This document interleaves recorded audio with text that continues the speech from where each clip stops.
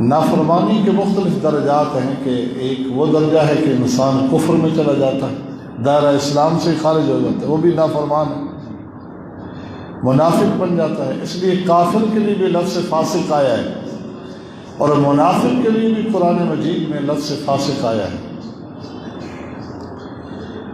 اور نافرمانیوں کی ایک حد ایسی ہوتی ہے کہ انسان نافرمان بھی ہوتا ہے لیکن ان نافرمانیوں کی وجہ سے ملت سے یعنی دین اسلام سے خارج نہیں ہوتا۔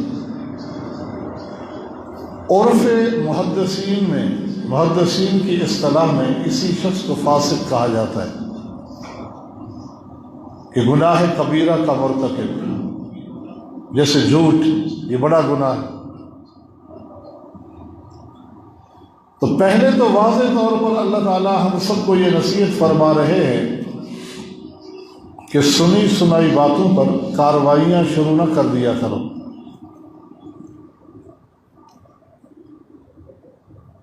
بلکہ مسئلے کی حقیقت تک جایا کرو کہ ہے کیا مسئلہ۔ مثلا ہمارا کوئی ہمدرد خیرخواہ آ کر ہمیں بتاتا ہے کہ فلاں ساتھی کسی رشتہ دار کے بارے میں، دوست کے بارے میں آ کر کہتا ہے کہ فلاں صاحب آپ کے بارے میں تو یہ باتیں کر رہے تھے۔ بظاہر تو وہ فرما بردار اپنی ہمدردی اور خیرخواہی جتا رہا ہے، لیکن حقیقتاً وہ ہمیں بھڑکا رہا ہے کسی کے خلاف۔ تو اللہ تعالیٰ یہاں ہمیں متنبہ رہنے کی تلقین فرما رہے ہیں کہ ایسا نہ کیا کریں کہ آپ بھڑک اٹھیں اور آپ بھی دو چار جملے کس دیں کسی اس کے خلاف، پھر وہی شخص جو آج آپ کا خیر خواہ تھا پھر آپ کے ان جملوں میں تھوڑا سا اضافہ کر کے اگلے تک پہنچائے گا، اور یوں ہی نفرتیں، قطع رحمیاں، دوریاں، دشمنیاں، ان کے بنیادی اسباب میں ایک اہم ترین سبب یہی ہے کہ ایسے لوگوں کا کردار جو ادھر کی ادھر اور ادھر کی ادھر لگاتے ہیں۔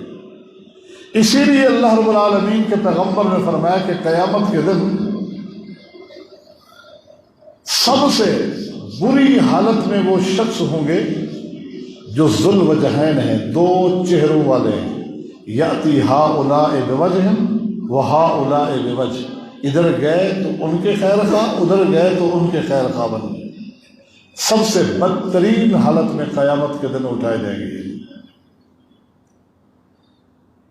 انہیں تو متنبہ رہنا ہی ہے، لیکن عام لوگوں کو بھی اللہ تنبیہ فرما رہے ہیں کہ ایسے لوگوں کو اتنا زیادہ اہمیت نہ کہ ان کی باتوں کو سن کر آپ بھی کارروائیاں شروع کر دیں۔ حل یہ ہے فتبینوا، باب تفاعل ہے کہ کھلی حقیقت تمہارے سامنے آ جائے، اتنا کھولو۔ آ کر اس نے بات کہی ہے، آپ اسی کے سامنے کہیں کہ میں اس سے رابطہ کرتا ہوں کہ اس کو مجھ سے کیا تکلیف پہنچی ہے کہ میرے بارے میں اس نے یہ کہا۔ آپ ہمدردی دیکھ لینا کہ کتنا خیر خواہ ہے، فوراً کہے گا میرا نام نہیں آنا چاہیے۔ چھوڑیں اس بات کو، بس خام خواہ ایسے غلط فہمیاں ہوں گی، میرا نام نہیں آنا چاہیے۔ جب خیر خواہ تو نام کیوں نہیں آنا چاہیے؟ یہ انداز اختیار کرنا یہ ایسے لوگوں کی حوصلہ شکنی ہے، اور اسلام نے یہی کہا ہے کہ آپ صاحب معاملہ سے رابطہ کریں کہ آپ نے میرے بارے میں یہ کہا ہے، کیوں کہا ہے؟ دو میں سے ایک بات ہوگی، یا تو یہ کہنے والا جھوٹا تھا، اس کی ایسی حوصلہ شکنی ہوگی کہ زندگی بھر اس کو ہمت نہیں ہوگی کہ پھر آپ کے پاس آ کر اس طرح کی باتیں کریں، یا وہ جھوٹا نہیں تھا تو اسے سننے والے کو کوئی غلط فہمی ہوئی ہوگی، یا اس بتانے کہنے والے کو کوئی غلط فہمی ہے تو اس ہو جائے گا جب آپ اس سے رابطہ کریں گے۔ غلط فہمیاں بھی ہوتی ہیں جس کی بنیاد پر معاملات بگڑ جاتے ہیں۔ صاحب معاملہ سے رابطہ کرو، اسلام نے کہا فتبینوا، تحقیق کا طریقہ یہی ہے۔ سیدنا عمر رضی اللہ تعالی عنہ سیدنا ابو بکر کی خدمت میں حاضر ہو کر عثمان ذی النورین رضی اللہ تعالیٰ عنہ کی شکایت فرما رہے ہیں، ابو بکر ایک اللہ کے نبی کی جدائی اور فراق کا صدمہ، اور پھر ہمارے رخ آپس میں یہ کہا کیا ہوا؟ کہا آج عثمان کو سلام کیا ہے، اس نے میرے سلام کا جواب نہیں دیا، عثمان کو بلاؤ، ان سے پوچھو میں نے کفر کیا کیا ہے، میری غلطی کیا ہے کہ میرے سلام کا جواب کیوں نہیں دیا؟ عثمان بیٹھے تھے، عمر وہاں سے گزرے، سلام کیا، جواب نہ پا کر عمر نے شکایت کی ابو بکر کو کہ تحقیق کریں، اس سے پوچھیں۔ اگر یہ انداز اختیار عمر نہ کرتے تو معاملہ کہاں تک پہنچ سکتا تھا؟ اگر دل میں رکھتے کہ ٹھیک ہے یہ ہمارے سلام کا جواب نہیں دیتے تو کل ہم بھی یہی انداز اختیار کریں گے، یوں غلط فہمی بڑھتی چلی جاتی۔ نہیں، ابو بکر ذرا معاملے کو واضح کریں۔ ابو عثمان کو بلایا گیا، عثمان عمر کے سلام کا جواب کیوں نہیں دیا؟ کہا کب؟ کہا جب تم وہاں بیٹھے تھے، عمر کہتے ہیں میں نے سلام کیا، ان نے جواب نہیں دیا۔ کہا مجھے تو یہ بھی پتا نہیں کہ عمر وہاں سے گزرے بھی ہیں یا نہیں گزرے، سلام تو دور کی بات ہے۔ ابو بکر سمجھ گئے کہ دونوں سچے ہیں، دونوں سچے ہیں، انہوں نے سنا نہیں، ان کو غلط فہمی لگی کہ جواب نہیں دیا۔ لیکن ایک اور بات ضرور ہے، عثمان تم بیٹھے تھے وہاں؟ جی ہاں بیٹھا تھا۔ تم ایسی گہری سوچ میں کیوں مبتلا تھے کہ عمر گزر گئے، سلام کہہ گئے، تجھے پتہ ہی نہیں چلا؟ وہ بات تو سمجھ آ گئی کہ غلط فہمی ہے، لیکن سوچ کیا رہے تھے؟ کہاں یہ اب سوال کیا آپ نے۔ نبی علیہ السلام کے دور میں اکثر مجھے ایک خیال آتا کہ میں اللہ کے نبی سے ایک سوال کروں، ملوں گا تو سوال کروں گا، جب ملاقات ہوتی تو سوال بھول جاتا۔ یہ آج بھی کئی ساتھیوں کے ساتھ یہ اتفاقات ہوتے ہیں، بیٹھتے کہتے ہیں بہت سے ذہن میں سوال تھے سب بھول گئے، تو کہا یہ ہوتا رہا۔ آج اللہ کے نبی اس دنیا میں نہیں رہتے، میں اس غم میں بیٹھا تھا کہ عثمان اب تو وہ سوال پوچھے گا تو کس سے پوچھے گا؟ کہا وہ اہم سوال ہے کیا جس نے آپ کو اتنا غم میں مبتلا کیا ہے، وہ سوال تو بتا۔ کہا وہ یہ تھا کہ قیامت کے دن کی ابو بکر رسوائی بڑی سخت ہے، عذاب اور پکڑ کا معاملہ بڑا سنگین ہے، میں یہ چاہتا تھا کہ اللہ کے نبی سے ملاقات کر کے قیامت کے دن کی ذلت سے نجات اور چھٹکارے کا کوئی شارٹ کٹ راستہ معلوم کروں کہ مجھے بس کوئی ایسا عمل بتائے کہ میں وہ کروں اور قیامت کے دن کی شرمندگی اور رسوائی سے بچ جاؤں، پریشانی سے بچ جاؤں۔ ابو بکر نے فرمایا ابشر یا عثمان، اے عثمان پھر غم نہ کر، تو سوال نہیں کر سکا لیکن یہ سوال میں نے اللہ کے نبی سے کیا تھا۔ کیا جواب ملا تھا؟ کہا آپ نے فرمایا تھا ابو بکر وہ کلمہ لا الہ الا اللہ جو میں نے اپنے چچا ابو طالب پہ بارہا پیش کیا، قل یا عم قل لا الہ الا اللہ، میں یہ کہتا رہا چچا آہستہ سے لا الہ الا اللہ پڑھ لے، میرے کان میں کہہ دے، قیامت کے دن تیری توحید کی گواہی دے سکوں۔ اور اس نے انکار کر دیا، جس شخص کا خاتمہ اسی توحید پر ہوگا قیامت کے دن کی ذلت سے بچ جائے۔ تو میں عرض کر رہا تھا کہ دیکھیں غلط فہمیاں لگ سکتی ہیں، لازمی نہیں کہ بندہ جھوٹا ہو، لیکن جب رابطہ کریں گے تو حقیقت کھل جائے گی، معاملات منکشف ہو جائیں گی۔ بہت سارے معاملات میں، اختلافات میں، جھگڑوں میں ہمیں حل مل سکتا ہے اگر قرآن کے اس نسخے پہ عمل کریں۔ سیدنا عمر بن خطاب رضی اللہ تعالی عنہ کے داماد سیدہ حفصہ رضی اللہ عنہا کے شوہر فوت ہو گئے۔ حفصہ بیوہ ہو کر باپ کے گھر آ گئے۔ سیدنا عمر رضی اللہ تعالی عنہ اب پریشان ہے، صاف ظاہر ہے کہ جس باپ کی بیٹی مطلقہ یا بیوہ ہو کے گھر آ جائے تو پریشانی کا باعث تو ہوتا ہے، عدت پوری ہو چکی۔ سیدنا عثمان کی خدمت میں حاضر ہوتے ہیں عمر بن خطاب، عثمان تجھے پتا ہے میری بیٹی بیوہ ہو چکی ہے؟ جی ہاں۔ عدت بھی پوری ہو گئی ہے؟ جی ہاں معلوم ہے۔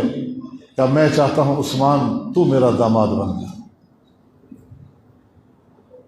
یہاں اس غلط فہمی کا ازالہ بھی ہو جائے جو ہمارے معاشرے میں ایک بات ہے کہ بیٹی والے کو پہل نہیں کرنا چاہیے۔ یہ تو بڑی بے عزتی کی بات ہے، توہین کی بات ہے کہ بیٹی والا آغاز کرے گفت، بیٹے والے کو آنا چاہیے، بات کرنی چاہیے۔ نہیں، اسلام میں ایسی کوئی شرط نہیں ہے۔ بیٹی والا اس کی نظر میں ایک اچھا رشتہ ہے، اور ہو سکتا ہے ان کے دل میں اس طرف خیال ہی نہ ہو، آپ پہل کریں، ہو سکتا ہے مقدر میں ہو تو ان کے لیے بھی خیر، تیرے لیے بھی خیر۔ شریعت نے یہ فاصلے نہیں رکھے، یہ فرق نہیں رکھا کہ پہل جو ہے وہ لڑکے والا کرے، لڑکی والا بھی کر سکتا ہے۔ یہ کوئی توہین کی بات نہیں، یہ ہماری رسمیں، ہماری سوچیں، ہمارے اپنے کرتے دھرتے امور ہیں۔ عثمان نے کچھ سوچنے کا وقت لیا اور بہت جلد ہی سیدنا عمر کو فیصلہ سنایا کہ عمر نکاح کا پروان نہیں۔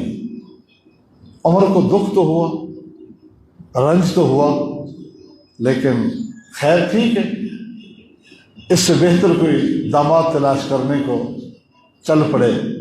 کہاں چلے؟ سیدنا ابو بکر صدیق کی خدمت میں حاضر ہوئے۔ ابو بکر، جی تمہیں پتا ہے سب حفصہ کے بارے میں؟ جی ہاں معلوم ہے۔ ابو بکر، میں چاہتا ہوں تو میرا داماد بن جا۔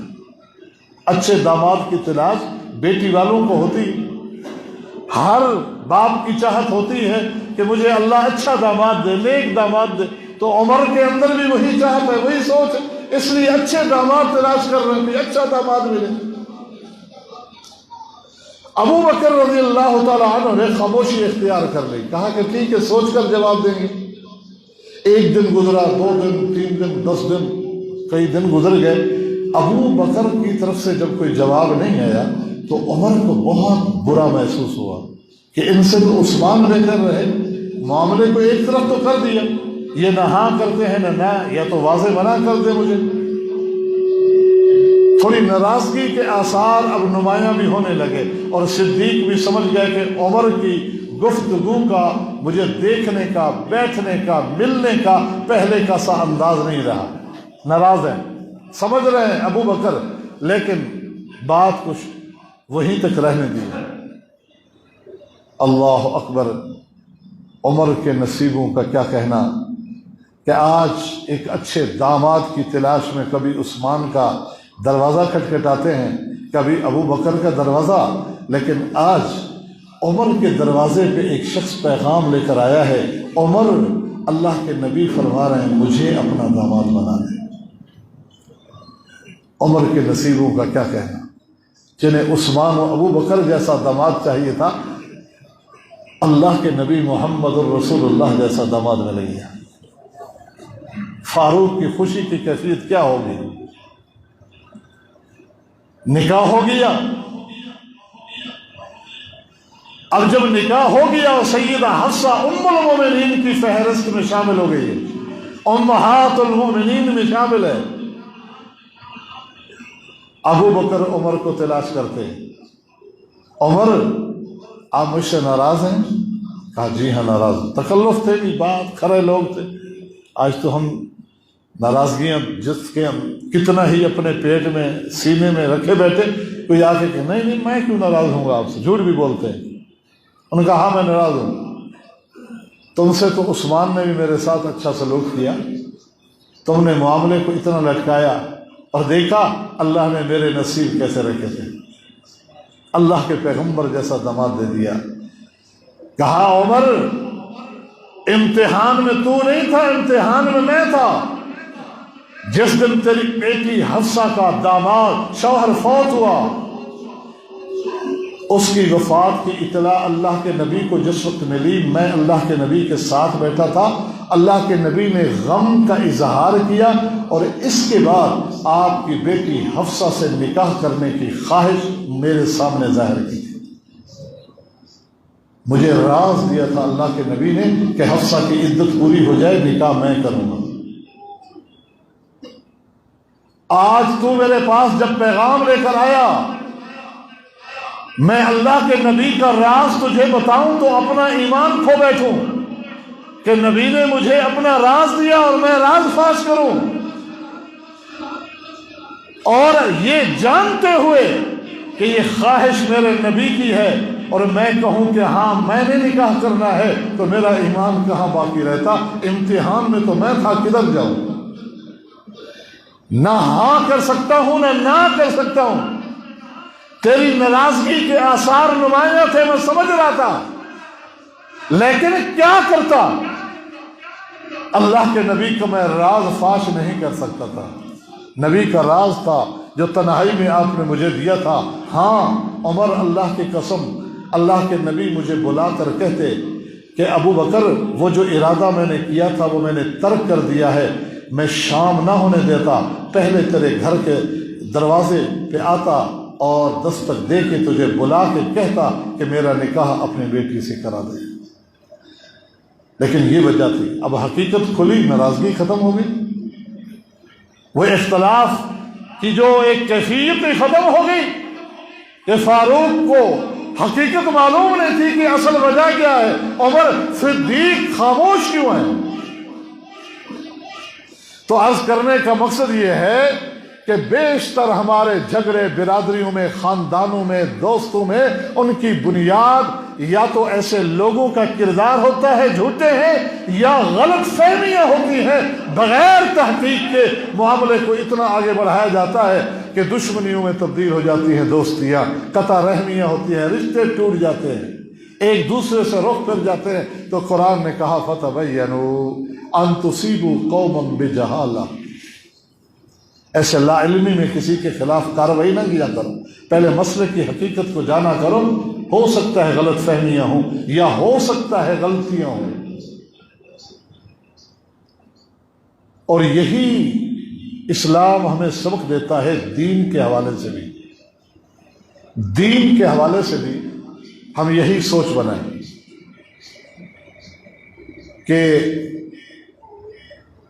کسی کی فہم میں بھی خطا ہو سکتی ہے، سمجھنے میں، قرآن کی آیت کو سمجھنے میں، حدیث کو سمجھنے میں غلطی مجھ سے بھی ہو سکتی ہے، میرے شیخ سے، میرے استاد سے، امام سے، مجتہد سے، محدث سے ہو سکتی ہے۔ جب ہو سکتی ہے تو کسی شخص واحد کی غلطی جو ہے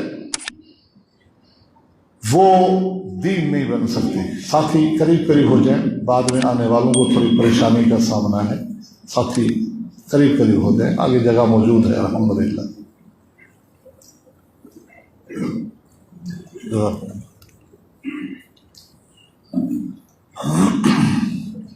دین کے معاملے میں ہم یہ اپنی فکر بنائیں، سوچ بنائیں۔ دیکھیں جتنے بھی مسالک ہیں نا، ہم کسی مسلک کو برا نہیں کہتے، نہ ان کے بڑوں کو برا کہتے ہیں، وہ سب اچھے لوگ ہیں، لیکن غلط فہمیاں تو ہو سکتی ہے نا۔ ائمہ دین بالخصوص امام ابو حنیفہ رحمہ اللہ، امام شافعی رحمہ اللہ، امام مالک، امام احمد بن حنبل رحمہ اللہ، ہم سب کو مانتے ہیں، اللہ ان پہ اپنی رحمت نازل فرمائے۔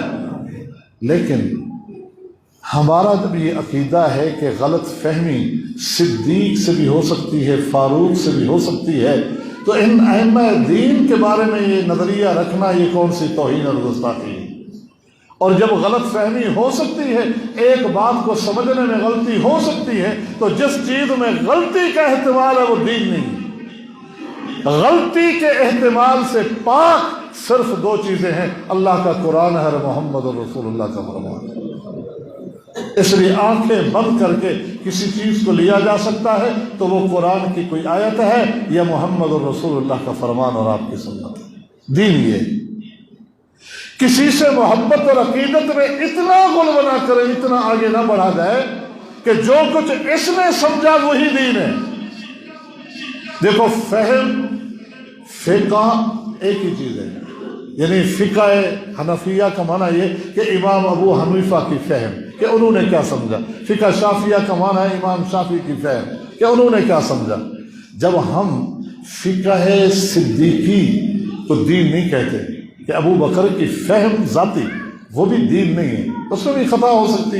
ہاں وہ جو بات بتائیں اللہ کے نبی کی یا قرآن کی وہ دین ہے، لیکن ان کی اپنی فہم جو ہے وہ دین نہیں۔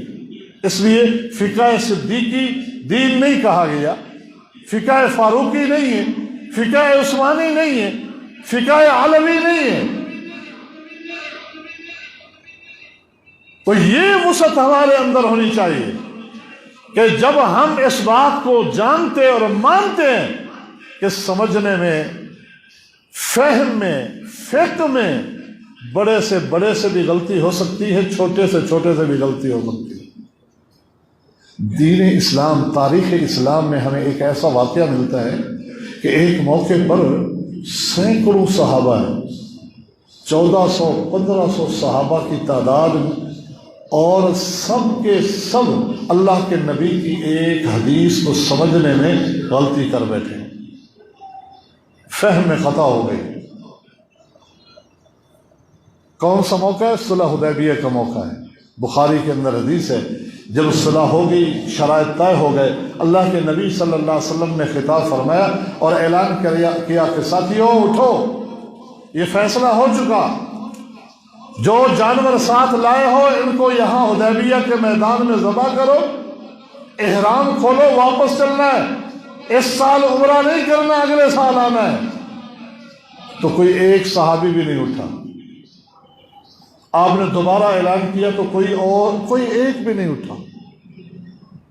آپ نے تیسری بار اعلان کیا، کوئی ایک صحابی بھی نہیں اٹھا۔ آپ تو اتنا رنجیدہ ہوئے کہ غم سے نڈھال ہو کر بات ختم کی، اور سامنے خیمہ تھا ام المؤمنین سیدہ ام سلمہ کا، اس میں داخل ہوئے۔ رنجیدہ کیفیت دیکھ کر یہ ذہین و فتین خاتون، ہماری ماں، سارے ایمان والوں کی ماں ام سلمہ رضی اللہ عنہا عرض کرتی ہیں، میری جان، میں قربان ہوں آپ پر اللہ کے پیغمبر، خیریت تو ہے؟ آپ اتنا پریشان اور رنجیدہ کیوں ہیں؟ فرمایا ام سلمہ، میرے ساتھیوں نے میرا ساتھ چھوڑ دیا، پریشانی نہ ہو تو کیا ہو، مجھے توقع نہیں تھی ان سے، آج سارے ساتھیوں نے، میں نے ایک فیصلہ کیا ہے، میرے اس فیصلے کو ماننے سے انکار کر دیا۔ کہا اللہ کے نبی ہو ہی نہیں سکتے، یہ آپ کے وفادار ساتھی، جانسار ساتھی۔ کہا ہو گیا، کہا اللہ کے نبی نہیں ہو سکتا۔ کہا ام سلمہ 3 بار کہا ہے کہ اٹھو، جانور کاٹو، احرام کھولو، واپس چلو، کوئی ایک بھی نہیں اٹھا۔ ام سلمہ فرماتی ہیں اللہ کے نبی وہ آپ کی بات کو سمجھے نہیں ہوں گے، وہ آپ کے فرما بردار ہیں، اب آپ کسی کو نہ کہیں، اپنی چھری ہاتھ میں لیں اور جا کر اپنا جانور نہر کریں، پھر دیکھیں کیا ہوتا ہے۔ اللہ کے نبی نے چھری ہاتھ میں لی، جانور نہر کرنا تھا، پلٹ کے دیکھا پورے میدان میں اتنی تیزی سے جانور پٹخائے جا رہے ہیں اور ذبح کیے جا رہے ہیں کہ خطرہ محسوس ہوا کہ چھریاں آپس میں ایک دوسرے پہ چل نہ جائیں۔ اتنی جلدی کیوں کر رہے ہیں کہ ہم تو سمجھ رہے تھے اللہ کے نبی ہمارا امتحان لے رہے ہیں، اللہ کے نبی تو واقعی سنجیدہ حکم دے رہے تھے، نبی کے حکم پر عمل کرنے میں دیر کیوں ہوگی؟ جب دیکھا کہ سب نے جانور لٹائے ہیں، نبی کا چہرہ کھلکھلا اٹھا۔ پہلے آپ کے فرمان کو سن کر سمجھ نہ سکے کہ آپ کا مقصد کیا ہے، یہ ہے فہم، اس کو کہتے ہیں فقہ۔ یہی وجہ ہے کہ ابو بکر بھی تھے، عمر بھی تھے، عثمان، علی، سارے صحابہ موجود ہیں، جلیل القدر، لیکن سب کی فہم میں، فقہ میں خطا ہو گئی۔ اسی لیے اللہ نے کسی کی فہم اور فقہ کو دین نہیں کہا، دین کہا اس ذات کو جو معصوم عن الخطا ہے، اور وہ محمد الرسول اللہ کی ذات ہے۔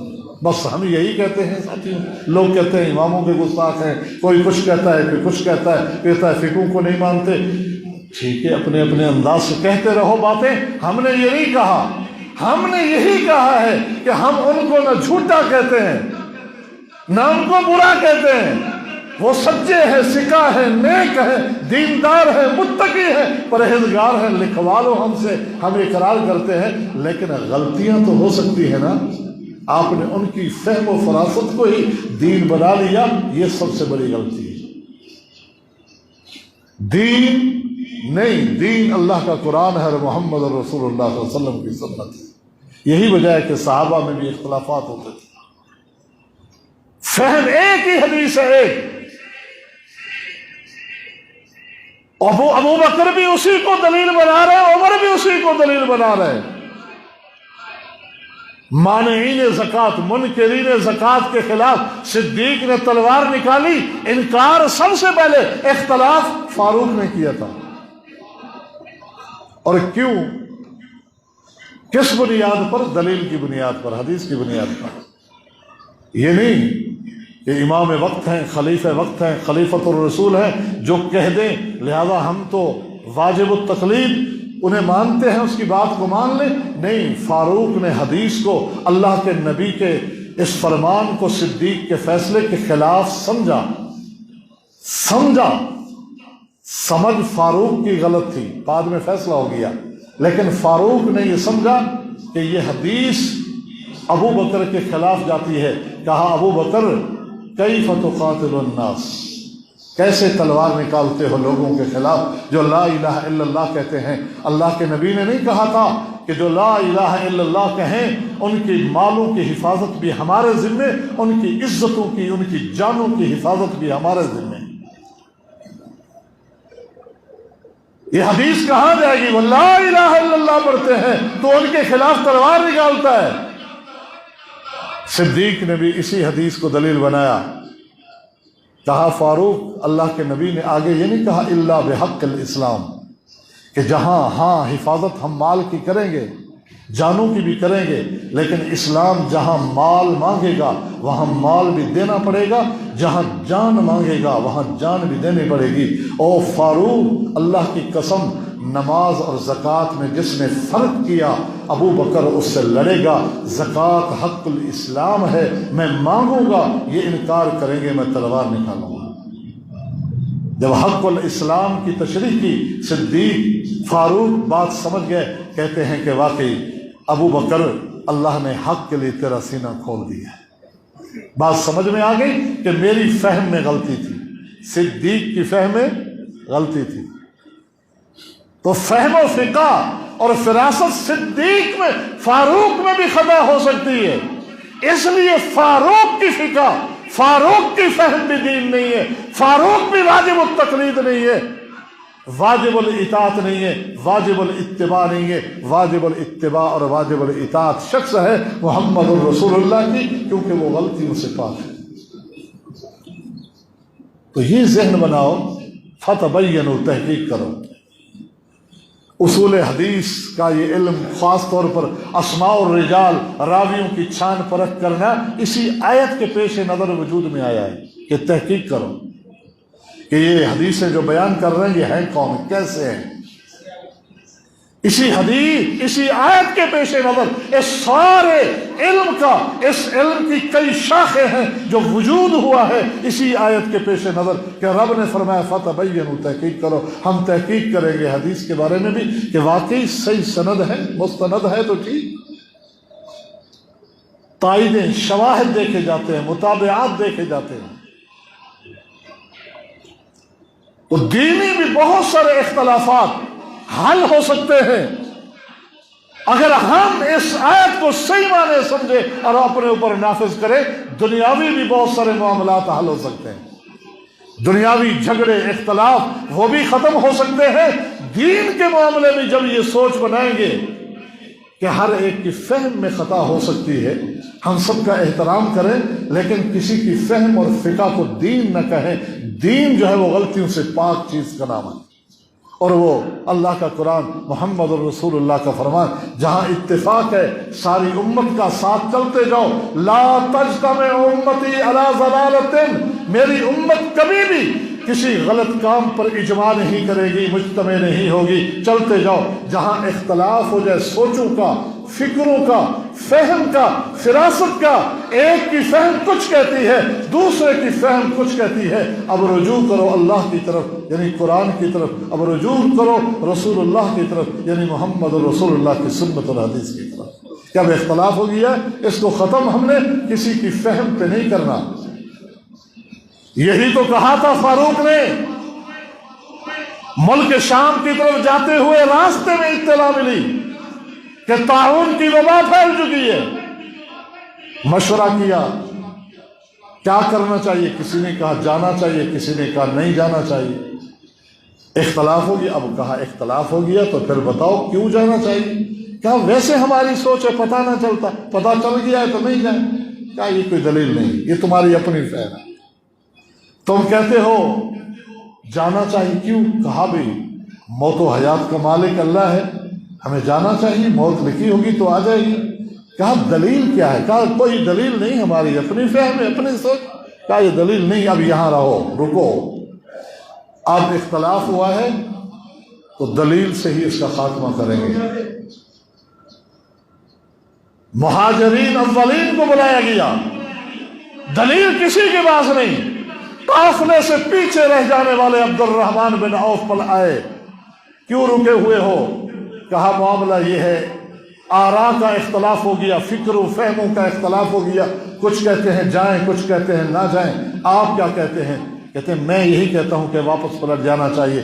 کیوں کہتے ہو؟ کہا اللہ کے نبی نے فرمایا کہ جہاں کوئی اس طرح کی وبا پھیل چکی ہو، طاعون جیسی، اور تم وہاں ہو تو اس ڈر سے وہاں سے نکلو نہیں کہ یہ بیماری مجھے نہ لگ جائے، اور اگر تم وہاں نہیں ہو تو وہاں جاؤ نہیں، داخل نہیں ہو۔ اللہ کے نبی کی حدیث سنائی، کہا فیصلہ آ گیا ہے، آؤ واپس چلتے ہیں۔